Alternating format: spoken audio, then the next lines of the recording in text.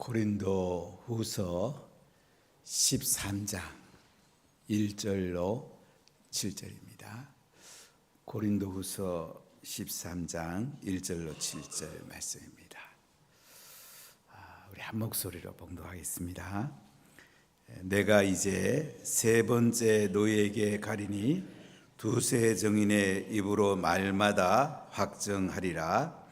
내가 이미 말하였거니와 지금 떠나 있으나 두 번째 대면하였을 때와 같이 전에 죄 지은 자들과 그 남은 모든 사람에게 미리 말하노니 내가 다시 가면 용서하지 아니하리라.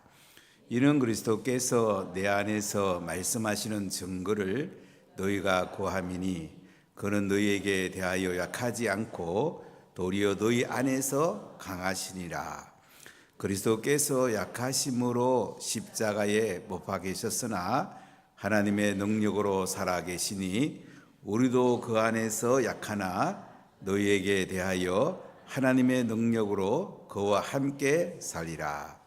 너희는 믿음 안에 있는가? 너희 자신을 시험하고 너희 자신을 확정하라. 예수 그리스도께서 너희 안에 계신 줄을 너희가 스스로 알지 못하느냐? 그렇지 않으면 너희는 버림받은 자니라.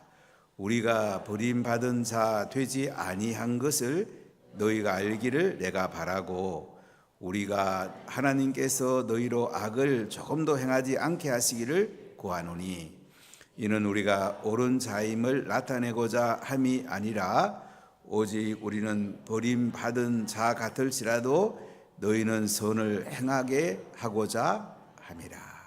아멘. 고린도 후서에는 사도 바울의 마음이 많이 담겨 있습니다. 사도로서 고린도 교회를 얼마나 사랑하는지 바울의 마음이 참으로 많이 담겨서 그들을 진실로 사랑하기 때문에 책망도 하고 격려도 하고 칭찬도 하고 권면도 하는 것을 볼 수가 있습니다.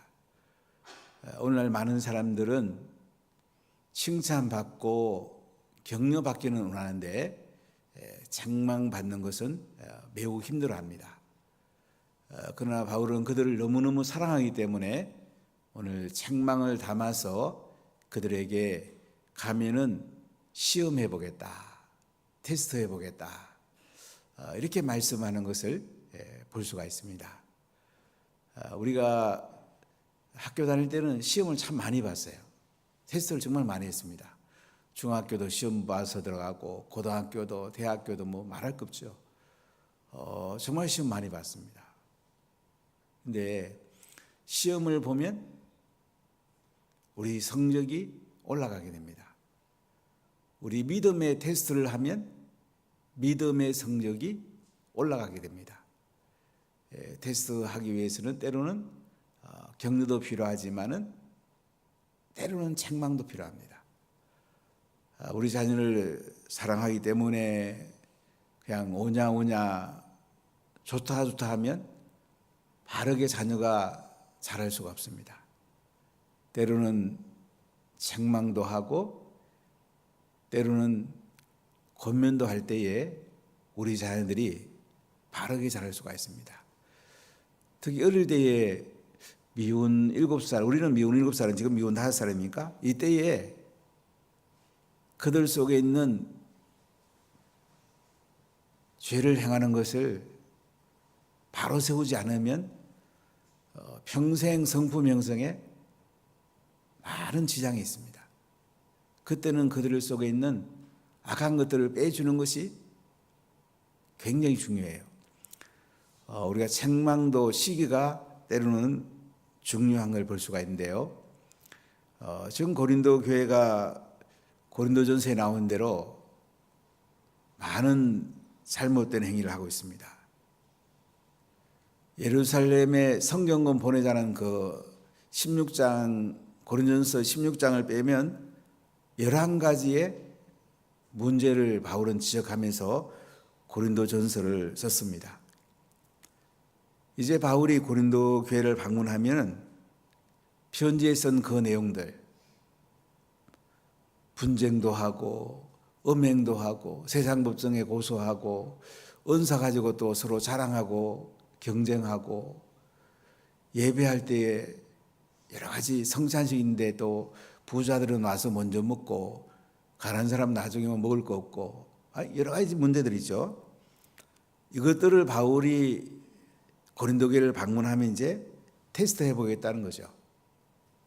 너희들이 바로 서 있는지, 너희들이 하나님 앞에 정말로 말씀에 기초한 삶을 살고 있는지 한번 테스트해 보겠다고 오늘 말씀을 합니다. 그래서 13장 1절을 같이 읽어볼까요? 내가 이제 세 번째 너희에게 가리니 두세 증인의 입으로 말마다 확증하리라. 세 번째 바울이 고린도 교회를 간답니다. 가서 두세 증인의 입으로 말마다 확증하겠다. 구약에서는 증인으로 세울 때에 두세 증인이 있어야지 진실이 진리고 확정이 됩니다. 두세 증인을 세워서 너희들이 한 것에 대해서 지켰는지 한번 확정해 보겠다, 살펴보겠다고 바울이 마지막에 권면하는 걸 볼 수가 있습니다. 오늘날 목회자들이 메시지도 좋은 얘기만 하고 또 성도들에게 좋은 얘기만 하고 이런 성향이 참 많이 있습니다. 물론 사회에서 스트레스를 많이 받기 때문에 그것이 필요하기도 합니다. 그러나 책망하지 않고는 우리가 바로 설 수가 없어요. 그래서 바울이 디모데에게 편지하는 데 보면 성경은 교훈과 책망과 바르게 하기에 우리에게 줬다고 말씀합니다. 교훈과 책망과 바르게 하기 위해서, 그래서 구원에 이르도록 하기 위해서 우리에게 말씀을 준 거기 때문에 우리가 균형을 맞추는 것이 굉장히 중요해요. 바울도 가가지고 고린도 교회 가서 대접받고, 야, 니들은 잘하면 된다, 그냥 이렇게 올 수도 있죠. 그러나 바울은 복음을 전하고 제자를 세우고 교회를 세우는 데다가 인생 전체의 중심을 맞췄습니다. 이게 우리에게 굉장히 중요해요. 여러분의 인생은 어디에 맞춰져 있어요? 우리가 하나님 앞에 복음을 받았습니다. 복음 전해야죠. 정말 하나님께 진정한 예배 드려야죠. 제자 삼아야죠. 여기에 딱 내 인생의 포커스를 맞춰야 돼요. 인생의 가장 중요한 세 가지는 복음과 예배와 제자입니다. 이거 하면서 일터에 가서 일하고, 가정에서 자녀를 말씀으로 또 제자 삼고, 민족과 열방을 위해서 선교하고, 우리가 기도하고, 여기 중심을 딱 맞춰야 돼요. 나머지는 더해지는 거예요. 그래서 하나님의 물질도 더해주고 자녀도 잘 되게 해주시고, 이 은혜 가운데 우리가 살아야 됩니다. 가끔 새벽기도 안 나온 분이 제가 전화해보면 중고등학생이라서 아이를 기다리기 때문에 밤늦게 애까지 왔을 때 기다려서 새벽에 못 나온다는 얘기, 굉장히 충격을 많이 받았어요. 물론 기다리는 것이 자녀에 대한 사랑이었을지만은 새벽에 나서 자녀를 위해 기도하면 자녀가 더 잘 됩니다. 말씀 전수하고 아이들 독립심을 길러줘야죠. 먹을 거 있으면 준비해놓고 너 와서 먹어라. 엄마 아빠는 새벽 기도 간다. 이렇게 하나님께 먼저 설 때에 자녀가 잘 되지, 자녀를 따라간다고 자녀가 잘 되는 게 아니에요. 우리가 하나님 앞에 뭐가 중요한지 알아야 됩니다. 자, 오늘 2절에 이렇게 말합니다. 내가 이미 말하였거니와 지금 떠나 있으나 두 번째 대면하였을 때와 같이 전에 죄지은 자들과 그 남은 모든 사람에게 미리 말하노니 내가 다시 가면 용서하지 아니하리라. 바울은 내가 이미 말했다. 고린도전서에도 써보냈고 디도를 통해서 책망의 편지를 또 보냅니다. 지금 떠나 있으나 두 번째 대면했을 때와 같이 전에 죄 지은 자들과 그 남은 모든 사람에게 미리 말하노니 내가 다시 가면 용서하지 아니하리라.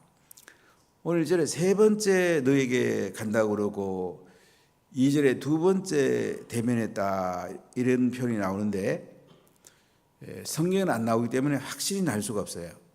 근데 성경학자들은 대개 두 가지를 이야기합니다. 바울이 고린도 교회를 개척한 게 AD 51년, 52년인데요.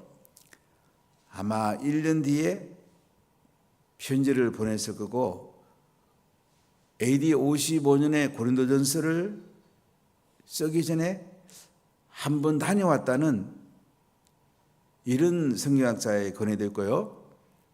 또 한 견해는 바울이 다녀오지 못했지만은 대리인을 보냈을 거다. 디도가 또 눈물의 편지를 가지고 갔죠. 이 대리인이 간 것을 두 번째 방문으로 이렇게 보기도 합니다. 정확하게 잘 알 수 없어요. 그러나 바울은 고린도 교회를 너무나 사랑했고 죄 지은 자들이 회개하기를 정말로 원했습니다. 감사하게도 마케도니아에서 AD 56년경에 디도가 왔을 때에 고린도 교회가 하나님의 뜻대로 하는 권심을 하고 회개했다. 이 얘기 듣고 바울이 너무너무 감사하죠. 그래서 AD 56년에 마케도니아에서 이 고린도 후서를 기록해서 고린도 교회에 보내게 됩니다. 여러분, 우리가 죄 지은 자를 잘 회개하도록 우리가 이끌어가는 것이 너무너무 중요합니다. 여러분들이 마을장이나 셀리 대부분은 참 쉽지 않죠.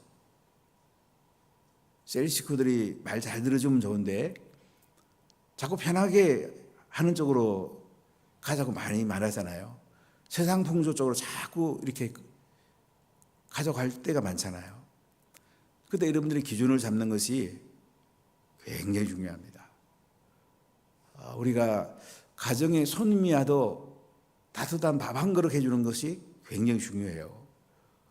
원래 사람들이 패스트푸드를 많이 먹어요.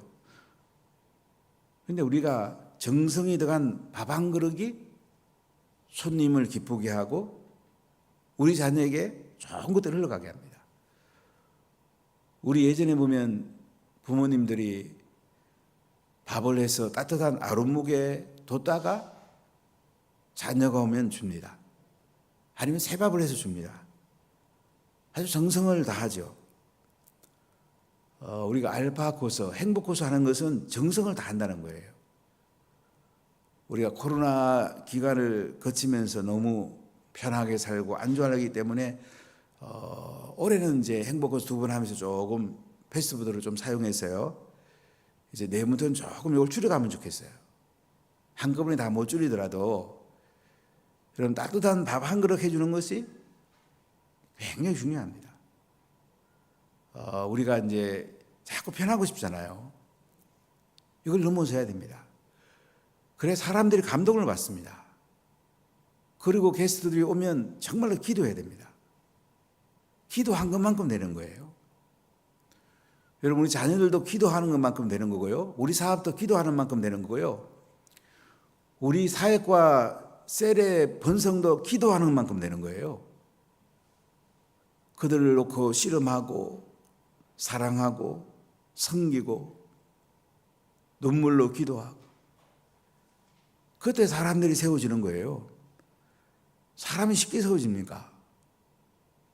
어제도 9년차 개척한 교회 목사님 오셔서 식사하며 여러 가지 얘기를 나누면서 코로나 지나면서 참 안 쉽다고, 참 너무너무 힘든다고, 지금 한국 교회가 다 힘들어하고 있습니다. 이것을 기도로 돌파하지 않으면 안 됩니다. 저는 운우와 교회가 선두그룹에 대해서 돌파하면 좋겠어요. 그럼 안주를 넘어서야 됩니다. 안주하면 다 죽습니다. 교회 죽으면 한국은 희망이 없습니다. 가정도 죽게 되고 자녀도 다 죽습니다. 대한민국 없어질 수도 있습니다. 교회 없어지면 대한민국은요 굉장히 위험합니다. 지금 외국에서는 대한민국을 소멸하는 국가로 이야기하는 데가 많이 있습니다.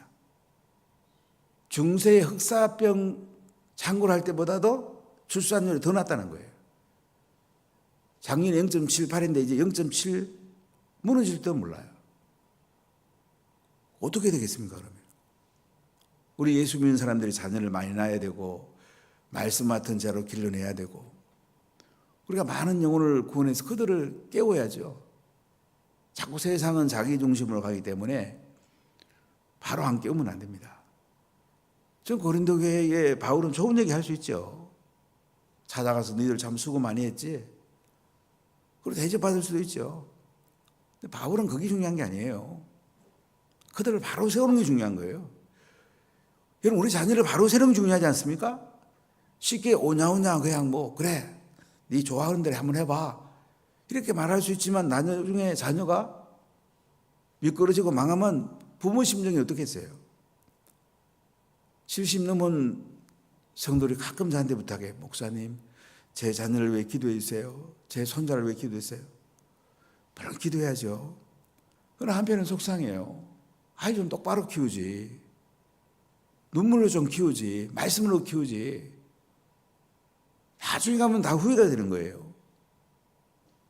나이 들어서 후회하는 것보다는 젊을 때 바로 키워서 나이 들어서 자녀 때문에 기뻐하는 것이 더 중요하지 않습니까? 제 식구도 마찬가지예요. 우리가 그들을 셀리로서 잘 키워가지고 그 다음에 그들이 바로 서도록 꽃이 피도록 하는 게 중요하지, 그 사람들이 원하는 대로 해주다가 나중에 셀도 안 되고 의사란도 망하고 약해지고 이러면 되겠습니까? 어떡하니 바로 해야 됩니다. 저는 총회 일도 해보면서 또 이 연합회 일도 해보면서 바로 하려고 늘 애를 썼더니 이게 이제 좋은 약이 됐어요. 그래서 밖에 나가면 참 사람들이 저를 좀 좋아하는 편이에요. 그리고 왜 그러냐고 이렇게 생각해 보면 목사님은 바르게 하려고 그런다고. 그럼 멀리 보고 바르게 하는 게 중요합니다. 결국 나중에는 거기 좋은 효과가 나타납니다. 저도 이제 뭐 교회로 보면 이제 은퇴가 얼마 남지 않은데 쉽게 할 수도 있죠. 그러나 저는 그렇게 하려고 목표한 게 아니에요. 성도를 바로 세우고 성도를 말씀으로 세우고 잘못하면 또 그들에게 권면하고 때로는 책망도 하고, 제가 마지막까지 여러분들을 바로 세워야 되지 않겠습니까? 지금 장로님들은 행복한 장로 가지고 신부장도를 이제 실업하고 있는데, 앞으로 권사님들과 안수집사님들은 행복한 집사, 행복한 권사 책을 사서 읽으십시오. 1, 2월 저하고 좀 실험 좀 해야 됩니다. 그리고 회사도 계속 사원들 재교육을 하잖아요. 교회가 계속 재교육을 하고 훈련하고 바로 세우고, 그리고 여러분 밥을 먹고 만나고 이럴 때는 제 얘기를 잘 듣고 순종해 주세요. 그냥 쉽게 생각하고 말이지. 이렇게 하면 안 됩니다. 여러분의 손해예요. 같이 잘 나가야 되겠어요? 그래서 3절 한번 보세요.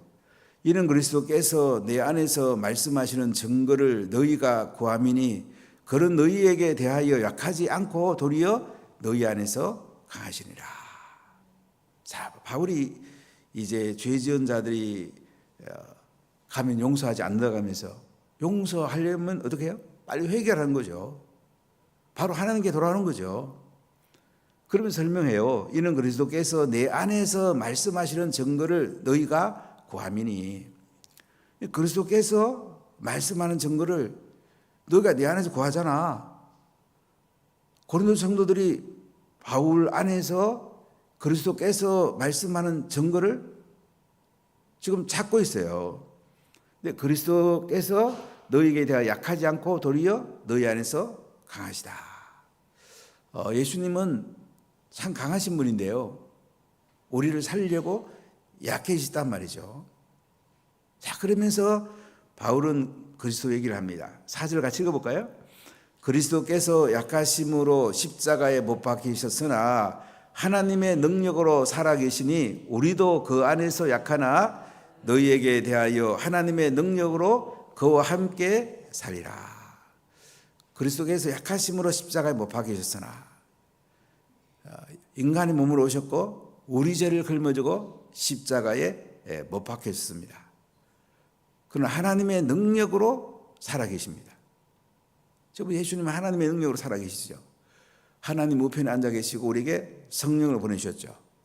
우리도 그 안에서, 예수님 안에서 약하나 너희에게 대하여 하나님의 능력으로 그와 함께 살리라. 너희에게 대하여란 말은 너희를 섬기기 위해서 하나님의 능력으로 그와 함께 살리라. 바울은 고린도 교회를 방문하면 그들을 격려도 하고 칭찬도 하고 책망도 하면서 잘 섬기겠다고 합니다. 예수님의 능력으로 그들과 함께 하겠다고 말합니다. 자, 우리 5절 같이 읽을까요? 너희는 믿음 안에 있는가? 너희 자신을 시험하고 너희 자신을 확증하라. 예수 그리스도께서 너희 안에 계신 줄을 너희가 스스로 알지 못하느냐? 그렇지 않으면 너희는 버림받은 자니라. 바울은 고린도 교회 성도들이 믿음 안에 있는가? 너희 자신을 시험해보라 이거예요. 테스트해보라 이거예요. 너희 자신을 확증하라 이거예요. 너희가 믿음 안에 있니? 여러분 믿음 안에 있습니까? 믿음 안에 있으면 기도할 수밖에 없어요. 말씀 가운데 살 수밖에 없어요. 하나님 은혜 가운데 살 수밖에 없죠. 예수 그리스도께서 너희 안에 계신 줄을 너희가 스스로 알지 못하느냐? 예수 그리스도께서 우리 안에 계시잖아요. 그분 앞에 기도하는 것이 얼마나 대단한 특권입니까? 여러분 대통령만 알도 뭐 부탁하고 싶은 게 있을 거예요. 우리 예수님께 부탁하고 싶은 게 얼마나 많아요. 회개하고 감사하고 부탁하고 얼마나 좋습니까? 기도하는 것보다 더 좋은 게 어디 있습니까? 좀 뭐 TV 같은 것도 10시 되면 끄면 되잖아요. 뭐가 어려워요? 10시 되면 자고 아이들도 재우고 아이들도 새벽에 같이 나가 기도하고 그럼 아이들이 복을 받는데요. 얼마나 복을 받겠습니까? 원종수 권사님 제가 참 많이 얘기했던 것 같아요. 고등학교 1, 2학년 때는 그 김칠래 권사님 새벽기도 왔다면 머리 손 얹고 기도했다고 그래요. 눈물이 뚝뚝 그 아들의 얼굴에 떨어졌다고 그래요. 2학년 때 원종수 아들이 엄마 나도 새벽기도 가면 되냐고.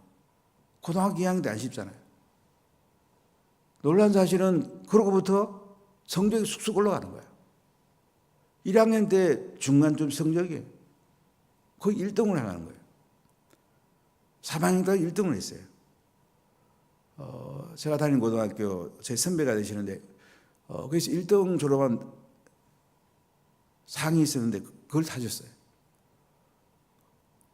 새벽기도 나면 더 잘 됩니다, 여러분. 밤늦게 그 기다리고 엄마도 새벽기도 안 나고 애도 안 나오고 왜 그렇게 해요? 일찍 자고 새벽기도 같이 나오고 그러면 우리가 더 잘 되죠. 멀리 봐야 돼요. 잘 되는 길이 있는데 왜 우리는 안주하려고 합니까? 좀 고생하면 안 됩니까? 또 기도하는 게 얼마나 하다 보면 얼마나 기쁩니까? 시동 걸 때는 조금 힘들지만 기도하는 게 얼마나 우리에게 영광스럽고 복된 것입니까? 말씀을 준 사람이 얼마나 복된 것입니까? 바울은 이 부모의 심정으로 예수님의 심정으로 지금 고린도 교회를 향해서 말씀하는 것을 볼 수가 있습니다. 사랑하는 여러분, 우리가 이 예수님의 심정을 가집시다. 부모의 심정을 가집시다. 그리고 말씀을 전수하고 복음 전하고 지하 삼읍시다. 그래 하려고 우리가 행복해서 하는 것입니다. 내일 저녁부터 토요일까지 전예복 수양이 있는데 게스트도 살리기 위해서 또 리더십이 살고 같이 사는 거예요. 행복해서 거의 30분 가까이 한 분도 계신데 하다 보면 내가 사는 거예요. 남 살리면서 내가 사는 거예요. 선다싱이 히말라야 산 눈길에 가다 보니까 한 사람이 길에 엎어져 있습니다. 그래 보니까 호흡은 있어요. 살려고 엄청 애를 씁니다. 한 사람 옆을 지나갑니다. 이 사람 같이 살리자 그럽니다. 아이고 나 살기도 힘든데 그 사람하고 왜 그러고 있냐고 휙 지나갑니다. 순다신 그 사람과 몸의 기운이 이제 오가면서 하다 보니까 살아났어요. 좀 더 가다 보니까 한 사람이 눈길이 엎어져 있어요. 보니까 호흡이 없어요. 얼굴을 보니까 혼자 살겠다고 지나간 사람이었어요. 여러분, 예수 믿는 거는 다른 사람 살리다가 내가 사는 거예요. 같이 살아야 안 되겠습니까? 그래서 우리가 기도하고 복음 전하고 지자 삼고 예배드리고 섬기고 나누어 주고 이게 행복이죠. 이게 하나님의 자녀의 가장 큰 기쁨이 아니겠어요? 바울은 고린도 교회에 이 은혜를 회복시켜 주셔서 다시 그들을 살리고자 해요. 우리 이 마음이 있습니까? 이게 믿음입니다. 하나님의 능력으로 되는 것입니다. 우리가 이제 안주하지 말고 벌떡벌떡 일어서야 되지 않겠습니까? 특히 장로님들, 안수집사님들, 권사님들, 마을장, 세리더, 인턴들부터 벌떡벌떡 일어서야 안 되겠습니까? 리더십부터 일어서야죠. 일어서야죠. 그러면 자기도 살고 남도 살리고 교회도 살고 가정도 살고 자녀도 살고 다음 세대 살고 나라도 살고 우리가 살아야 되지 않겠습니까? 기도하겠습니다.